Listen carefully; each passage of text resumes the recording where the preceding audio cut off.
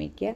അപ്പോൾ വളരെ സിമ്പിളായിട്ട് നമുക്ക് ചിക്കൻ പോളയാണ് തയ്യാറാക്കുന്നത്. അപ്പോൾ അതിന് വേണ്ടി ഒരു മസാല തയ്യാറാക്കണം. അതിന് വേണ്ടി ഞാൻ വെളിച്ചെണ്ണ ഒഴിച്ചു കൊടുത്തിട്ടുണ്ട് ഒരു പാനിലോട്ട്. ഒരു 2 സവാള ചെറിയ രീതിയിൽ കട്ട് ചെയ്ത് ഇതിലോട്ട് ചേർത്ത് കൊടുക്കുക.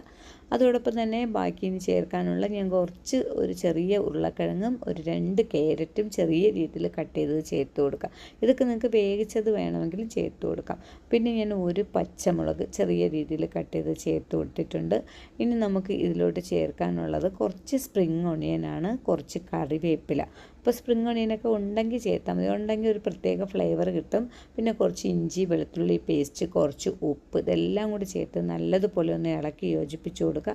എണ്ണ തീരെ അങ്ങ് കുറച്ച് കളയരുത്, കുറച്ചൊരു എണ്ണ വേണം. ഒരു 2 ടേബിൾ സ്പൂണോളം എണ്ണ തികച്ചും ഒഴിച്ചു കൊടുക്കുക. അപ്പോൾ ഇതുപോലെ നല്ലതുപോലെ വാട്ടിയതിന് ശേഷം ഇനി ഞാൻ വേവിച്ച ഉരുളക്കിഴങ്ങാണ് ഇപ്പോൾ ചേർത്ത്, ഒരു ചെറിയ ഉരുളക്കിഴങ്ങ് വേവിച്ചതാണ്, അതും കൂടി ഇതിലോട്ട് ചേർത്ത് കൊടുത്തിട്ടുണ്ട്.